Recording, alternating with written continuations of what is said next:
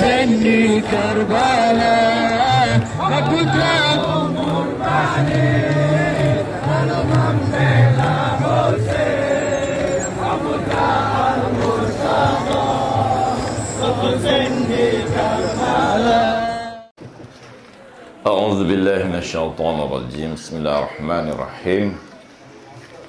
Assalamualaikum warahmatullahi wabarakatuh. Assalamualaikum ya Aba Abdullah wa ala al-arwahi allati hallat fi fina'ik.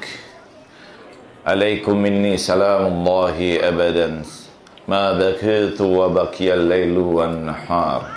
Wa la ja'alahu Allah akhiral ahdi minni li ziyaratikum. Assalamu ala al-Husain wa ala Ali ibn al-Husain wa ala awladil Husain wa ala ashabil Husain. Alhamdulillahi rabbil alamin. Wassalatu wassalamu ala ashrafil anbiya'i wal mursalin. Sayyidina wa habibina wa syafi'ina wa maulana bil qasim Muhammad. Allahumma salli ala Muhammad wa ali Muhammad wa ala ahli baiti tayyibin at-tahirin, la siyama baqiyatullah fil ard, ajallahu farajahu syarif. Para pecinta keluarga suci Nabi, para peduka Karbala, kita melewati waktu demi waktu, melewati lembah demi lembah, melewati Sahara demi Sahara. Kita mengikuti perjalanan kembali keluarga suci Rasulullah sallallahu alaihi wasallam yang musibah demi musibah telah mereka tanggung, derita demi derita telah mereka rasakan, luka demi luka telah meremukkan hati keluarga Nabi. Tidak ada duka dan nestapa yang Allah berikan ujian demikian dahsyatnya kecuali kepada keluarga suci Rasulullah sallallahu alaihi wasallam. Malam ini malam ke-9 Muharram, malam yang dimana keluarga kecil Nabi ini berada dalam Sahara yang bau kematian sudah sedemikian dekatnya. Pasukan-pasukan musuh sudah tidak lagi sabar untuk menebaskan pedangnya kepada tubuh-tubuh mulia ini. Adakah kebencian yang lebih dahsyat daripada kebencian kepada keluarga Rasulullah sallallahu alaihi wasallam? Kebencian yang pasti akan mendatangkan bala dan bencana, musibah dan petaka. Kebencian yang akan membuat api neraka menyala membakar setiap bagian dari tubuh mereka. Tetapi karena kegelapan mata akan kebencian ini, semua apa yang akan mereka dapatkan, mereka tidak lagi pedulikan karena hati mereka sudah gelap dan mati. Keburukan yang paling buruk adalah ketika seorang hamba itu menentang dan menolak wilayah ilahiyah. Di dalam Al-Quran, ketika Allah Subhanahu wa ta'ala berfirman kepada para malaikat, "Wazqulna lil malaikati isjudu li Adama fasajjadu illa iblis aba wastakbara wa kana minal kafirin." Dan ketika kami katakan kepada para malaikat sujudlah, maka seluruh malaikat itu sujud kepada Adam, kecuali iblis semata. Sesungguhnya iblis termasuk golongan yang sombong dan kafir. Dalam penjelasan terkait dengan ayat ini, ada pertanyaan yang muncul bahwa iblis hanya satu kali tidak mau mengikuti perintah Allah Subhanahu wa ta'ala. Setelah berabad-abad, beribu-ribu tahun iblis sujud kepada Allah Subhanahu wa taala. Tapi karena penolakan terhadap perintah sujud kepada Adam, iblis kemudian menjadi terlaknat. Allah nyatakan di dalam Al-Quran, wa inna alaika la'na ila yaumiddin, dan sesungguhnya padamu wahai iblis terlaknat sampai hari pembalasan. Seluruh orang membaca Al-Quran pasti melaknat iblis ini. A'udzubillahi minasyaitonir rajim. Kita melaknat iblis sepanjang zaman. Sebagian pertanyaan, kenapa iblis menjadi begitu buruknya? Mengapa seluruh amal-amal yang telah dilakukan iblis ini dibatalkan oleh Allah Subhanahu wa taala hanya karena tidak melaksanakan satu perintah Allah, yaitu sujud kepada Adam. Beberapa ulama menjelaskan di dalam tafsir, misalnya kita dapati baik tafsir Al-Amthal, Majma'ul Bayan dan sebagainya, ada dosa yang dosa itu ketika dilakukan dia akan membatalkan sebagian dari amal kita. Ketika orang bertobat dari dosa itu, Allah tidak membuat dosa itu memberikan efek berkelanjutan. Ada dosa yang sebenarnya juga Allah tangguhkan, sehingga Allah ketika orang itu taubat, Allah segera maafkan. Tetapi ada dosa yang bisa menyebabkan amal-amal kita itu sirna. Di dalam Al-Quran, Allah Subhanahu wa ta'ala mengatakan, la tarfa' aswatakum fawqa sautin nabi. Jangan pernah kamu mengangkat suara kamu di atas suara Nabi. Kenapa efeknya? Efeknya luar biasa. Antahbitu a'malakum wa antum la tash'urun. Akan batal seluruh amal-amal kamu dan kamu tidak sadar. Kita bisa bayangkan, ada satu dosa yang terlihat ringan, mengangkat suara saja, melebihi suara Nabi. Tapi bahwa efek dari dosa ini, antahbitu a'malakum wa antum la tash'urun, membatalkan seluruh amal-amal kamu dan kamu tidak sadar. Kita bisa bayangkan satu tindakan yang seakan-akan mungkin kita anggap biasa, meninggikan suara. Seorang anak kadang-kadang meninggikan suara di atas suara orang tuanya, walaupun dikatakan la taqul lahuma uff, jangan kamu berkata pada keduanya ah. Tetapi itu tidak membatalkan seluruh amal-amal mereka. Mereka berdosa, iya. Bersikap tidak sopan pada kedua orang tuanya, iya. Bahwa itu bisa membawa keburukan bagi dirinya, iya. Tapi itu tidak membatalkan seluruh amalnya. Tapi ketika seseorang mengangkat suaranya di atas suara Nabi, batal seluruh amalnya. Jadi karena itu, saya sering kali mengingatkan pada jamaah-jamaah ketika saya bimbing umroh atau haji, jangan pernah di Masjid Nabawi kita bersuara keras. Kita harus berbicara perlahan, seperlahan mungkin. Dan sebaiknya kita tidak berbicara kecuali sholawat kepada Nabi. Kenapa? Karena kita sedang berhadapan dengan Rasulullah. Walaupun Rasulullah SAW meninggal, zohirnya meninggal. Bukankah di dalam Al-Quran ada ayat wala taqulu mayuqtalu fis sabilillah amwat bal ahya walakin la tash'urun. Jangan kamu mengira orang yang terbunuh di jalan Allah itu mati. Tidak, mereka hidup. Kamu saja yang tidak tahu. Wala tahsabanina allazina qutilu fis sabilillah amwatan bal ahya inda rabbihim yurzakun. Jangan kamu mengira orang yang mati di jalan Allah itu mati. Tidak, mereka hidup, bahkan mendapatkan rezeki yang begitu banyak. Problemnya bukan pada mereka, problemnya pada kita. Jadi berhati-hati. Karena ada dosa-dosa yang ketika kita angkat suara kita di atas suara Nabi batal. Demikian juga, kenapa? Karena ini imam, Rasul, memiliki otoritas terhadap bukan hanya pada diri kita, tapi seluruh alam ini. Al-Quran mengatakan, وَسَخَّرَ لَكُمْ مَا فِي السَّمَاوَاتِ وَمَا فِي الْأَرْضِ. Kami tundukkan semua apa yang ada di langit maupun apa yang ada di bumi.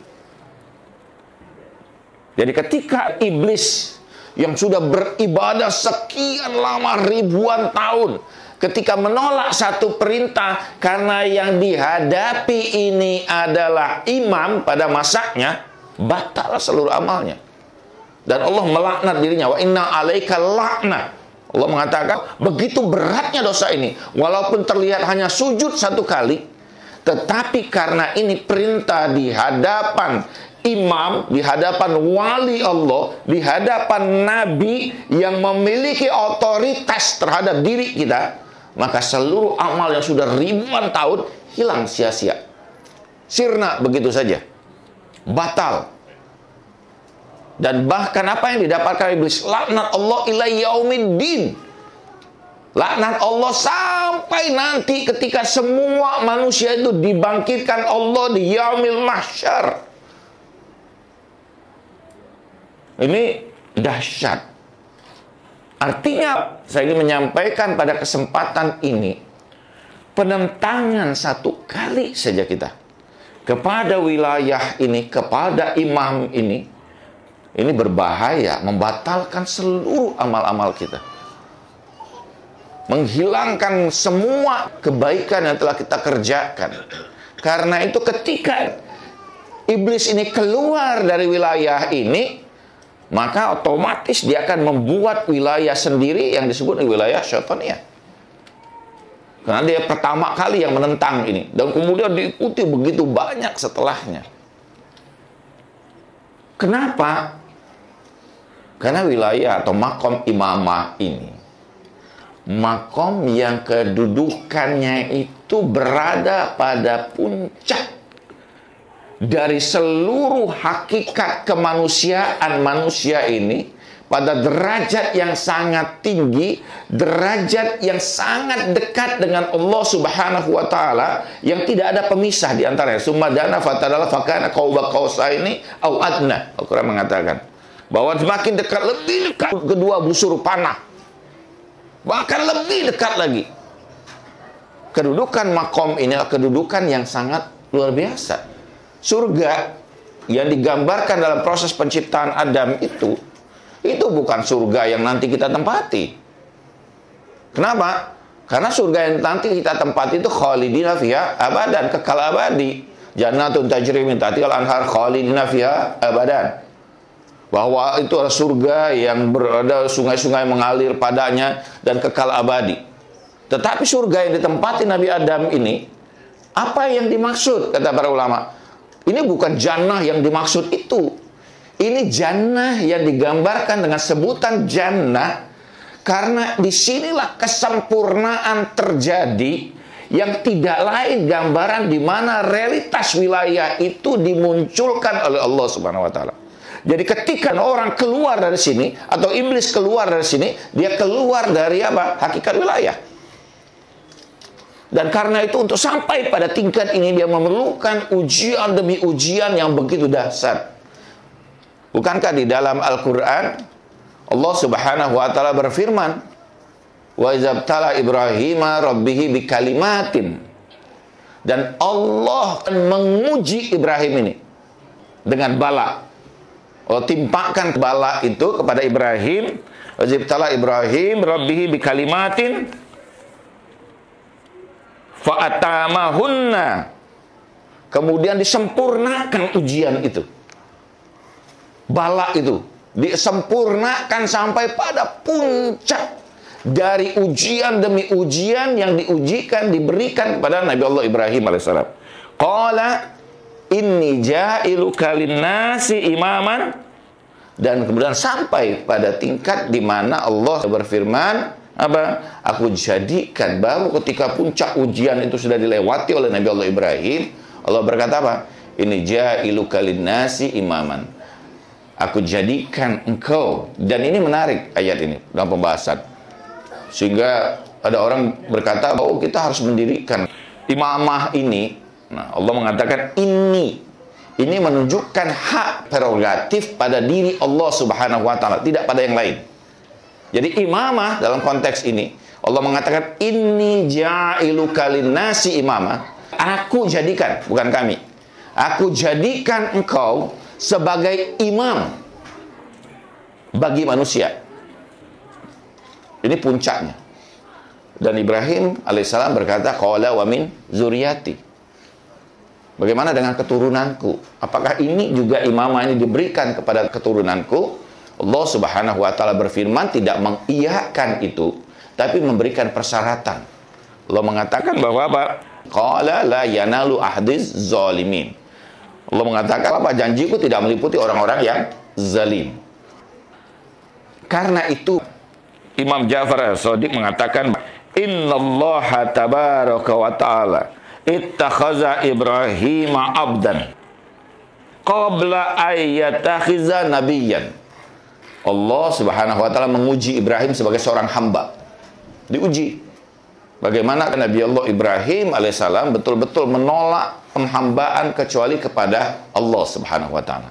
Sebelum dia jadi nabi. Wa inna Allah takhazahu nabiyyan qabla ayat takhizahu rasulan. Dan Allah menguji Nabi Allah Ibrahim ini pada tingkat kenabiannya sebelum diuji sebagai apa? Rasul. Wa inna Allah takhaza rasulan qabla ayat takhizahu khalilan.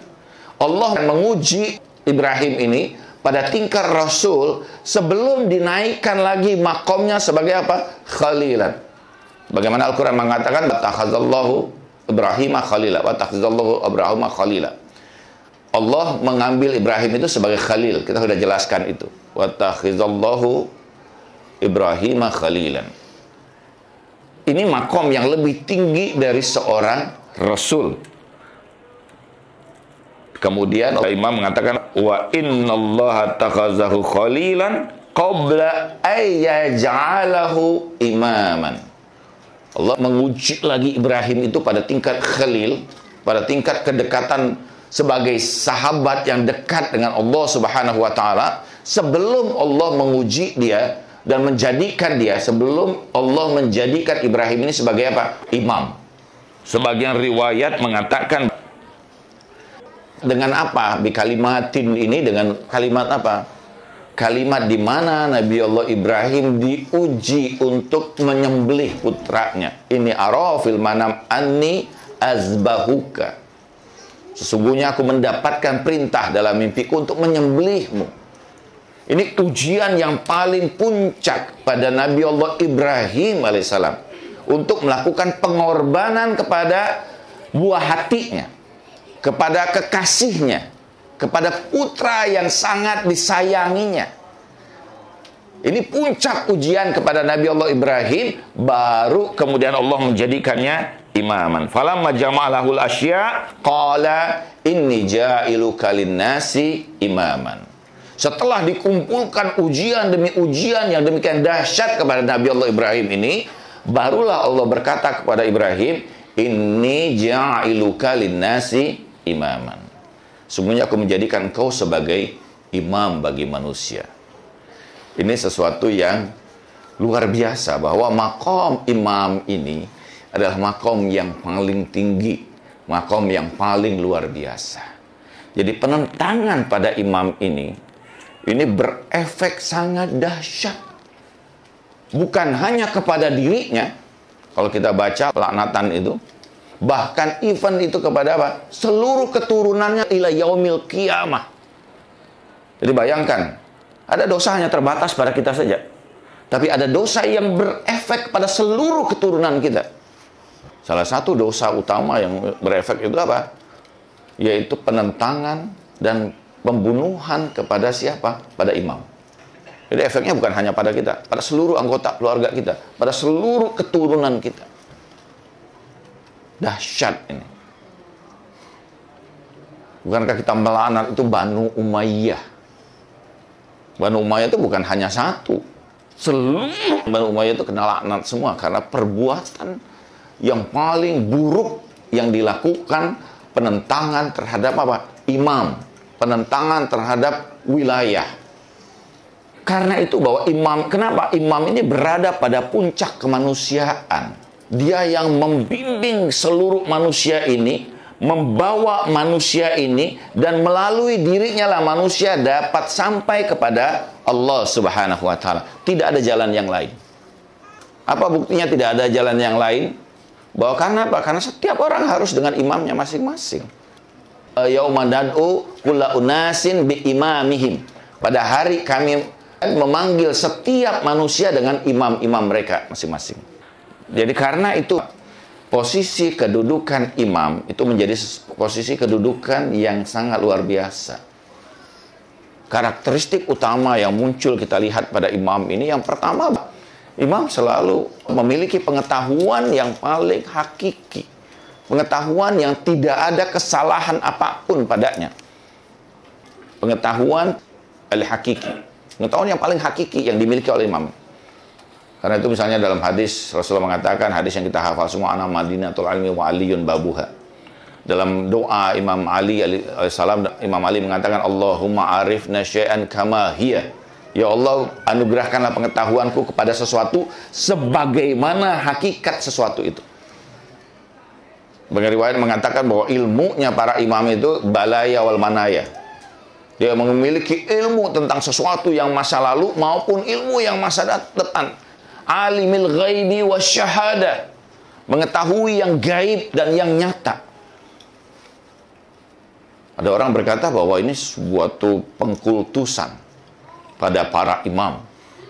Imam dianggap seperti dewa yang sudah memiliki bahwa pengetahuan manusia ini pada hakikatnya, manusia bisa memiliki pengetahuan yang tidak terbatas. Apa batasannya?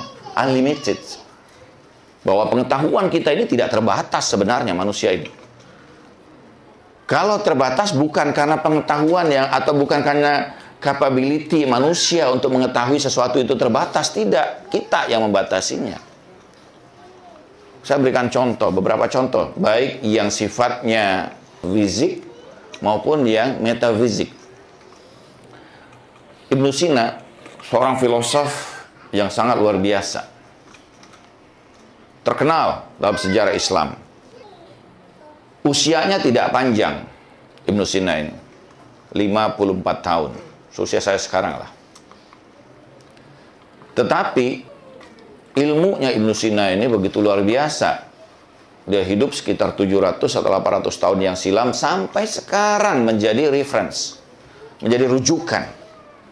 Baik dalam filsafat maupun dalam fisika maupun dalam kedokteran. Ketika dia hendak meninggal dunia, dan kalau dirata-ratakan, kata para ahli peneliti Ibnu Sina ini, dia menulis di masa itu yang belum ada komputer, belum ada seperti kita sekarang. Saya pernah menyaksikan itu di museumnya di Hamadan. Dia masih menulis dengan pena yang dari bulu onta itu.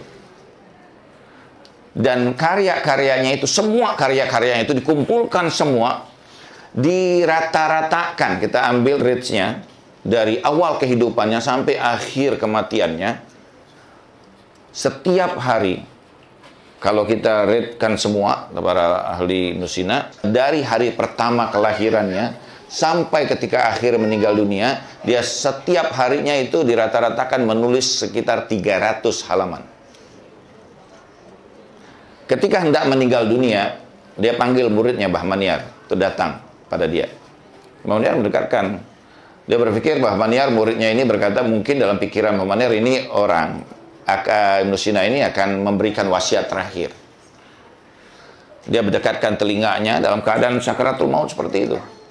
Ibnu Sina tanya satu pertanyaan kepada muridnya ini. Kira-kira menurut kamu, berapa hukum segitiga? Berapa? Triangle, ya? 3. Ibnu Maniar kaget.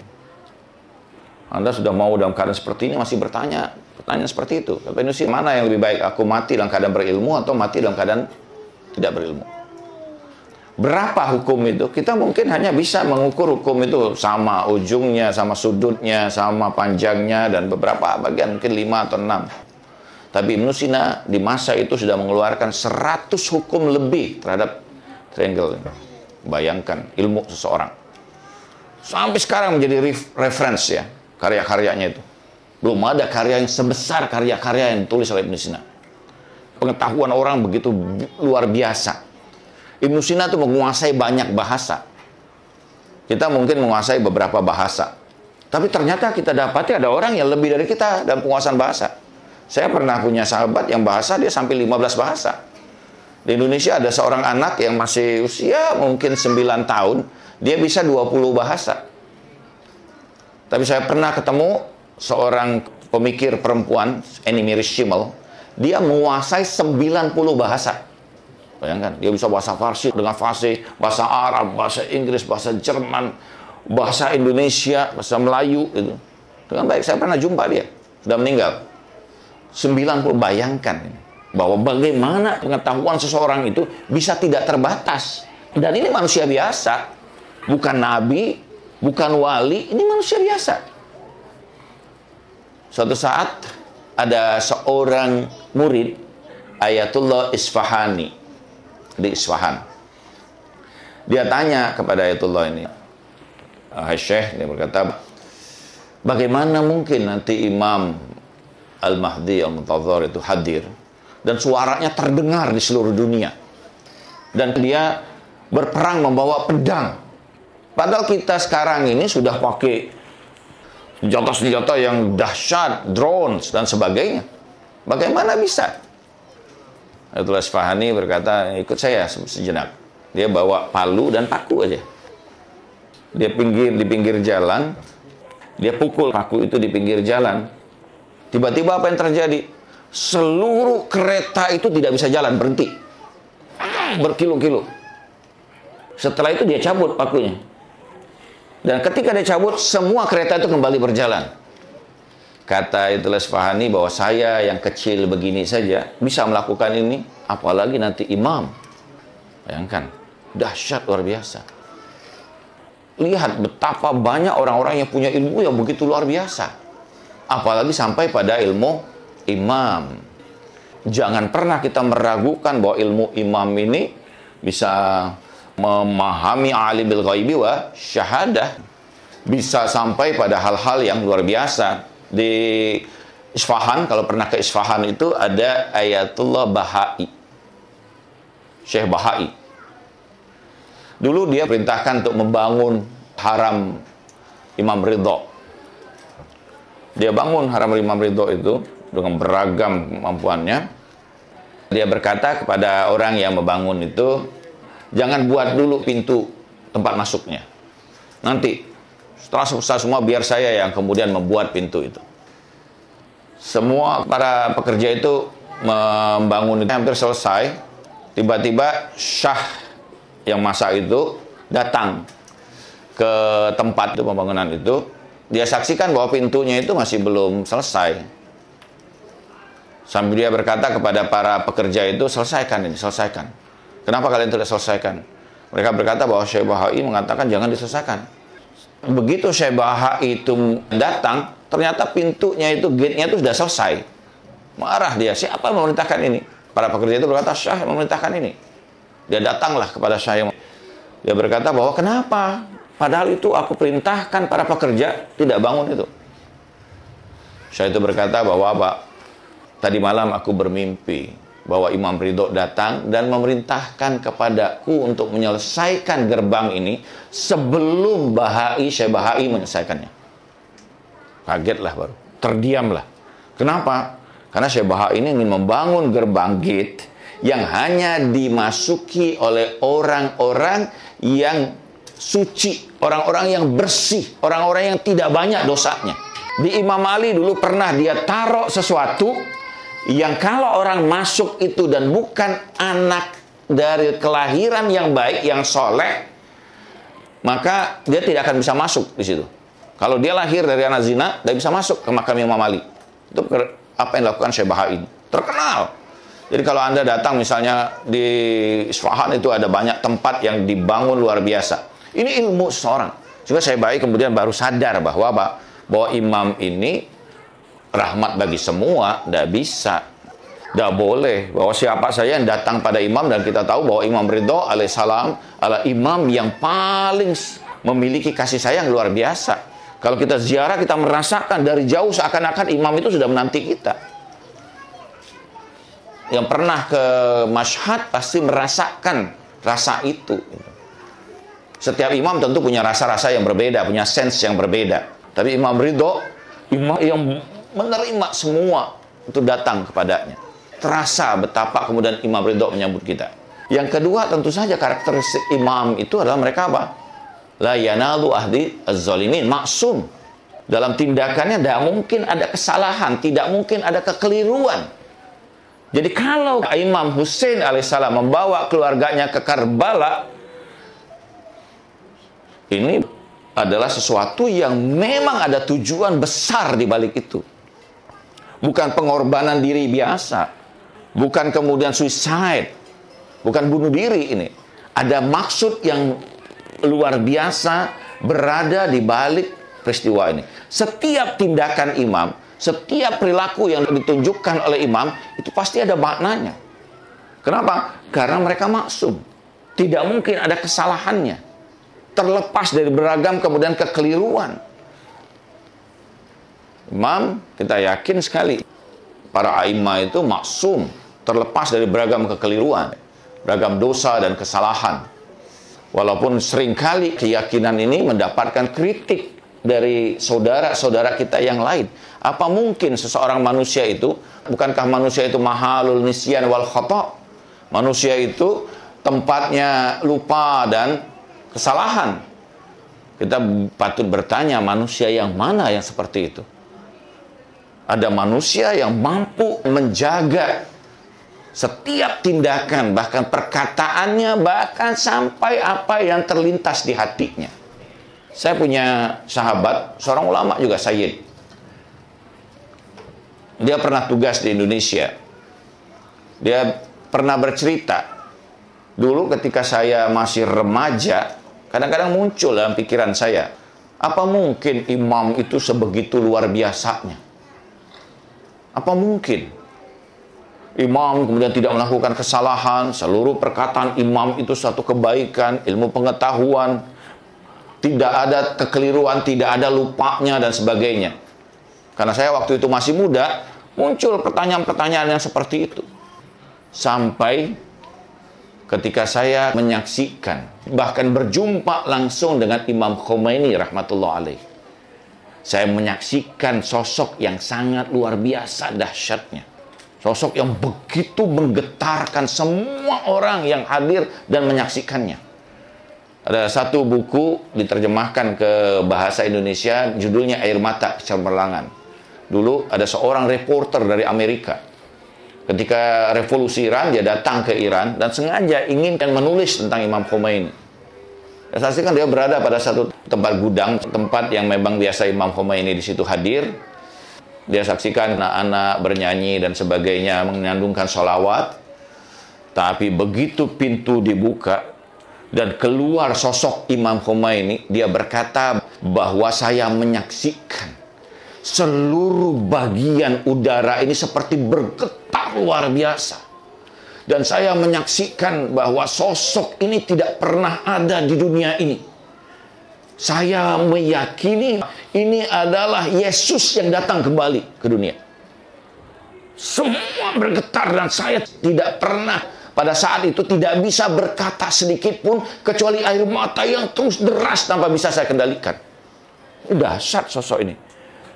Sahabat saya itu, Sayyid ini berkata, kalau Imam Khomeini saja bisa seperti ini, apalagi Imam Al-Ma'sumin alaihissalam. Dan yang ketiga, sosok yang paling luar biasa pada diri imam ini, rahmatan lil alamin. Rahmat, kehadirannya itu rahmat. Kenapa? Kalau tidak ada imam hadir di dunia ini, hancur sudah alam ini. Ibnu Arabi menjelaskan bahwa ketika membaca ayat Zahara fasadul fil bahri wal bahri fil barri wal bahri bima kasabat aydin nas, telah muncul kerusakan di muka bumi, di lautan. Itu keadaan yang terjadi ketika apa? Ketika Imam Mahdi terbunuh. Hancur alam ini.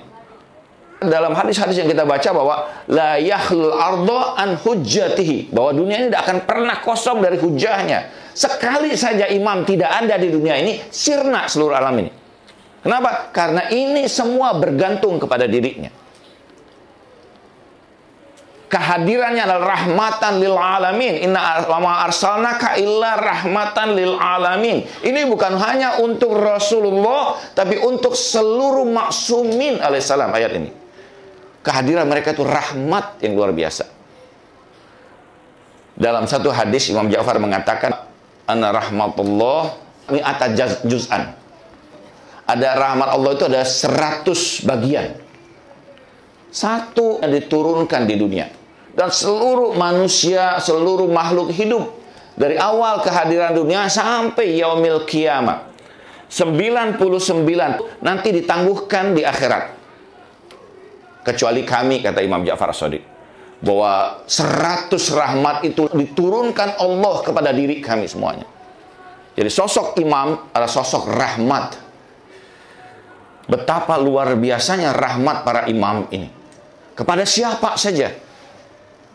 Dan ini adalah karakter yang sangat luar biasa. Kita saksikan di dalam peristiwa Karbala, Imam Hussein alaihissalam setelah terbunuh para sahabatnya, terbunuh keluarga-keluarga yang dicintainya, masih mengajak orang-orang yang durjana ini kembali kepada jalan Allah. Ini hanya karena apa? Karena rahmat yang ada pada dirinya. Dia ingin semua manusia ini selamat. Saya ingin mengisahkan kisah ini sebagai penutup pembicaraan kita. Kisah ini saya dapatkan dari guru saya.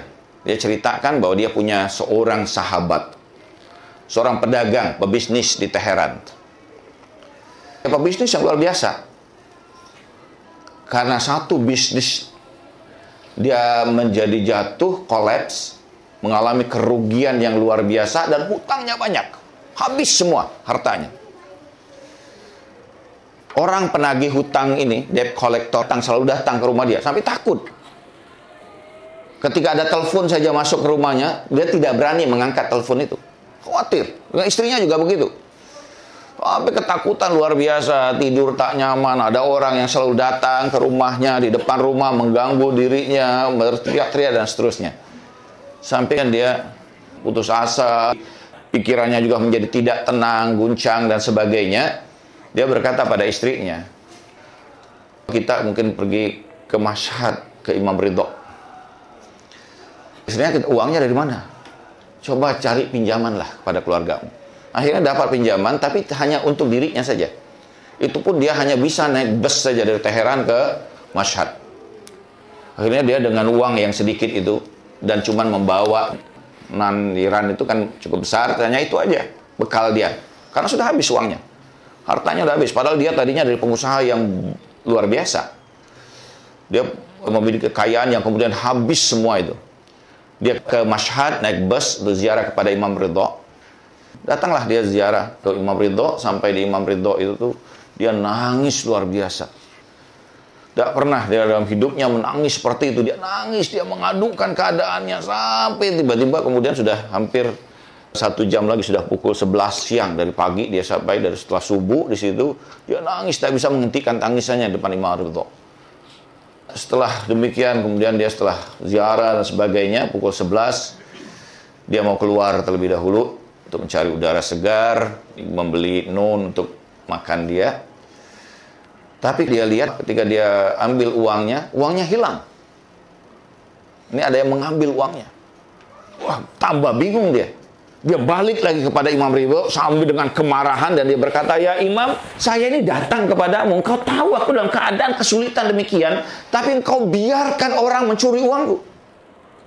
Kalau engkau betul-betul imam, kenapa engkau tidak halangi itu dari diriku? Kenapa engkau tidak tahu? Kalau engkau imam, kenapa engkau tidak tahu itu terjadi? Kalau engkau imam, kenapa engkau tidak halangi kemudian orang yang mencuriku? Padahal itu bekalku, dan dengan itu aku bisa kembali ke rumahku. Dan itu pun aku dapatkan dengan berhutang. Marah dia. Keluar dia dari makam Imam Ridho dalam keadaan marah, dalam keadaan kebingungan itu. Uang sudah tidak ada, hilang. Mau kembali kemana? Minta tolong orang juga tidak ada orang yang dikenal pada saat itu. Karena dia orang asing. Perjalanan itu keluar. Dia masih merogoh sakunya itu. Masih ada uang koin. Masih ada, ini tersisa, ada 1 koin lagi. Dia berpikir sejenak, apa yang bisa lakukan dengan 1 koin ini? Uang ini tidak cukup apa-apa. Beli nun tidak cukup. Kembali ke Teheran juga tidak mungkin. Dan dalam keadaan kebingungan itu dia lihat ada telepon publik itu. Dulu kan ada telepon publik. Entahlah, dia berpikir, dia bilang saya coba telepon deh siapa saja. Siapa yang mengangkat, saya juga tidak kenal. Mungkin saya minta tolong bantuan. Saya tidak malu juga karena saya tidak kenal. Kalau dia tolak juga permohonan saya juga tidak malu. Akhirnya dia cobalah telepon. Dia pencet number. Dia telepon. Tidak berapa lama teleponnya diangkat. Orang itu tanya, siapa Anda? Dia ceritakan, saya ini penziarah Imam Ridho. Dia ceritakanlah. Tapi saya sedang kesulitan sekarang, uang saya hilang. Saya dalam keadaan kelaparan. Saya ingin makan siang, beli nun saya tidak bisa. Saya tidak bisa kembali, tidak punya ongkos untuk kembali. Orang itu berkata, kamu berada di mana sekarang? Dia sebutkanlah. Dia tunggulah sekitar 15 menit, kamu tunggu di situ, jangan kemana-mana. Kamu pakai pakaian apa? Tanda-tanda kamu apa? Dia berkata bahwa saya pakai baju hitam dan saya bawa tas. Setelah itu tidak lama datang. Ada 1 kereta menjemput dia. Diajak naik. Saya tahu bahwa dia bilang bahwa ini bukan orang yang saya telepon tadi dari suaranya. Ini driver. Mobil mewah, mobil bagus. Kemudian dia naiklah mobil itu. Kereta itu membawa dia ke pinggiran Mashhad itu. Tempat yang berbukit. Dan sampai pada sebuah rumah yang besar. Mewah luar biasa. Begitu dia datang ke situ, tuan rumah sudah menyambut dirinya. Dia agak gemetar juga melihat rumah yang demikian mewah itu. Dia masuklah. Orang itu berkata, masuk, masuk. Dan orang itu melayaninya luar biasa. Memberikan, kamu dalam keadaan kelaparan, silakan makan. Diajak makan siang dengan makanan yang luar biasa. Kemudian dihidangkan dengan makanan luar biasa. Dikasih makan dan dilayani luar biasa. Dia lihat ada anaknya itu yang masih muda, masih kecil, usia kira-kira mungkin 11 tahun, menghidangkan teh. Dia lihat anak muda ini tampan, wajahnya bersih, putih, menghidangkan teh kepadanya. Minumlah. Setelah selesai semua itu, pemilik rumah itu bertanya, kamu ada keperluan apa? Ceritakan keadaan dirimu. Dia ceritakanlah bahwa dia ini seorang pengusaha yang tadinya sukses, tapi kemudian karena bisnisnya, satu bisnis hancur semua itu, hilang semua hartanya. Berapa banyak kamu memiliki hutang? Dia bercerita mungkin sekitar, kalau dalam konteks sekarang sekitar mungkin 20.000 US dollar. Kerugian saya 20.000 US dollar. Kira-kira kalau kamu melakukan bisnis lagi, berapa yang kamu perlukan? Mungkin 5.000 atau 10.000 US dollar pada masa itu. Pemilik rumah itu menuliskan cek kepada dia. 200.000 US dollar, besar nilainya. Tulislah. Diberikan kepada dia. Dia berkata, ini saya berikan kepada kamu dan bukan hutang. Ini milik kamu. Dia bilang, jangan begini. Ini milik kamu. Dan ini sisanya yang saya berikan ini sesuai dengan keperluan kamu. Gunakan untuk bisnis. Sekiranya kamu mendapatkan keuntungan setelah ini, bayarlah kembali kepadaku dengan mencicil. Tapi seandainya kau tidak bisa mengembalikan itu, dan kita kemudian meninggal dunia, tidak ada urusan antara diri kita. Kaget luar biasa. Dia tanya kepada pemilik rumah ini, kenapa engkau memperlakukan hal ini kepadaku? Pemilik rumah itu berkata, tidakkah kau saksikan anakku tadi? Seorang pemuda yang saya begitu mencintai anakku itu. Terus kenapa? Suatu saat dia sakit dan menderita kanker. Saya bawa ke rumah sakit di Teheran. Rumah sakit itu sudah melakukan beragam tes kepada anakku ini. Check up. Kanker yang tidak bisa diobati. Saya tanya kepada dokter itu, kira-kira di masa ini orang banyak uang. Saya ingin bawa dia obati anak saya ini. Kira-kira kemana saya harus bawa anak saya ini supaya bisa disembuhkan? Kemudian dokter itu berkata, di sini mungkin sama saja dimanapun, tapi cobalah engkau ke UK, ke Inggris, ke UK. Insya Allah di situ mungkin lebih baik pengobatannya. Saya bawa anak saya itu ke UK, berobat pada hospital yang paling baik. Di check up, harus 3 kali melakukan check up pada anak saya ini. Dokter kemudian berkata bahwa check up pertama dan kedua positif kansernya.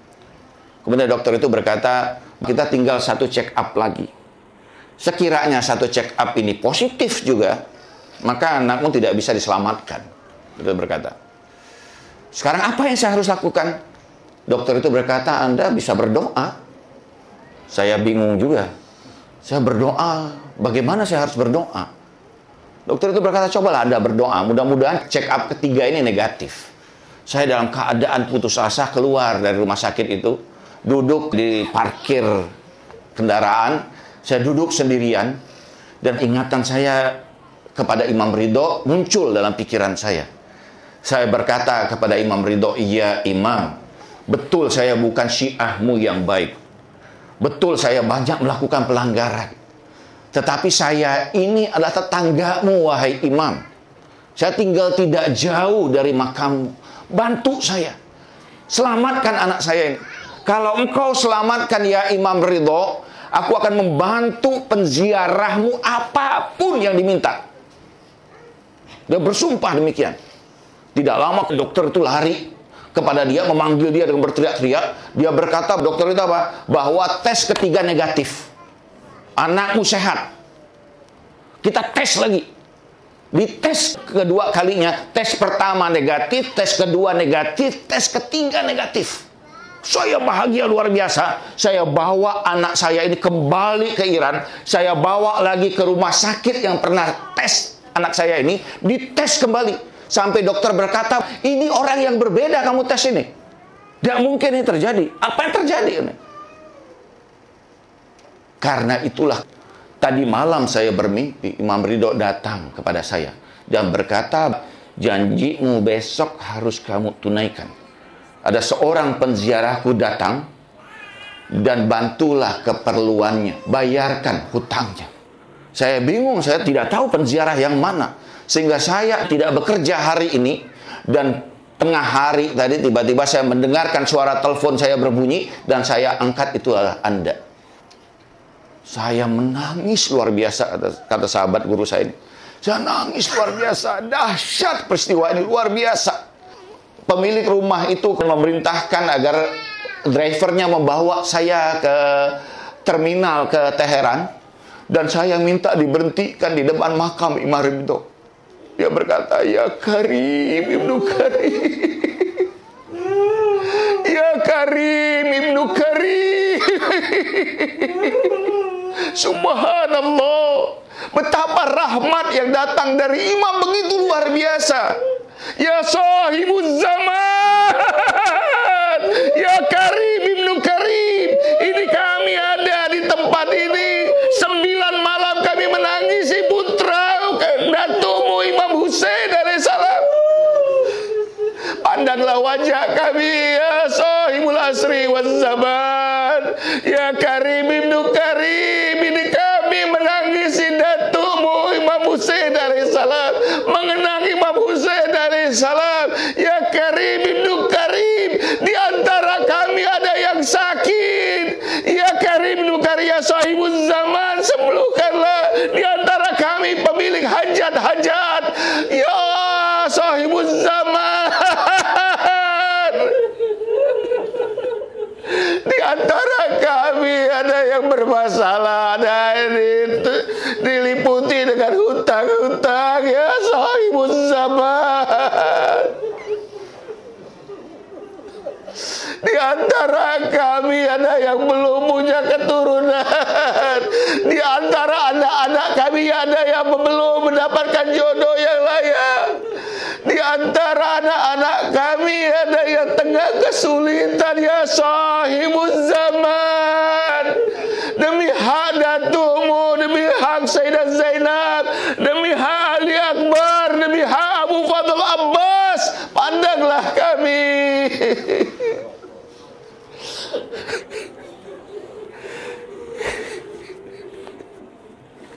Ya Karim ibnu Karim.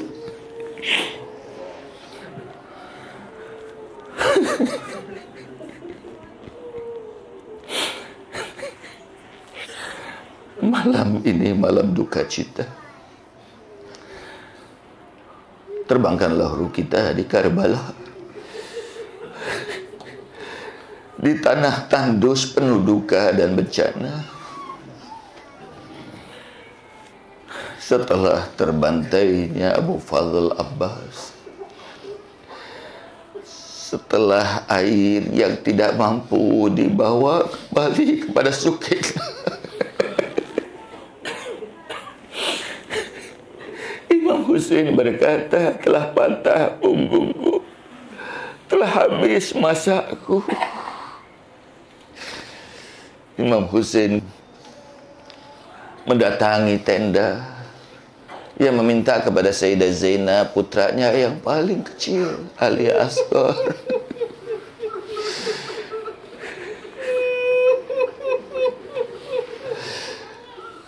ada yang pada tubuhnya mengalir darah Rasulullah Sallallahu Alaihi Wasallam, yang mulutnya mengucup-ngecup karena kehausan dan dahaga. Imam Husain memeluk anak ini yang baru berusia 3 bulan.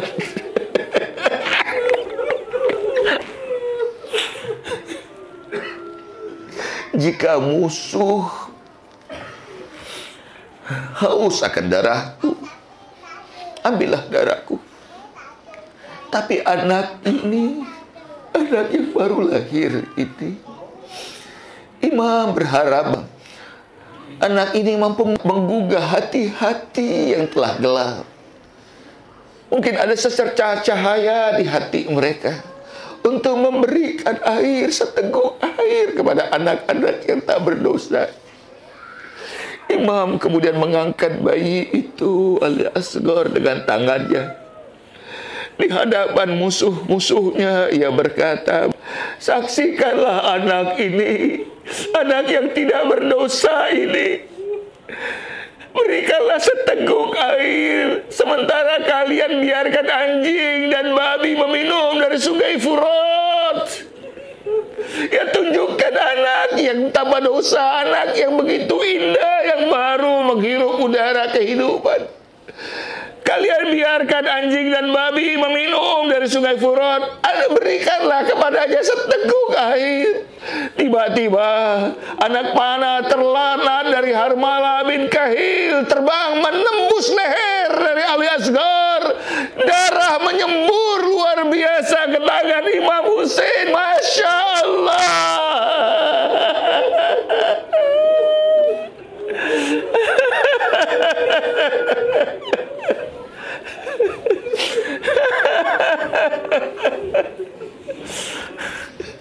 Falanatullah ala zalimin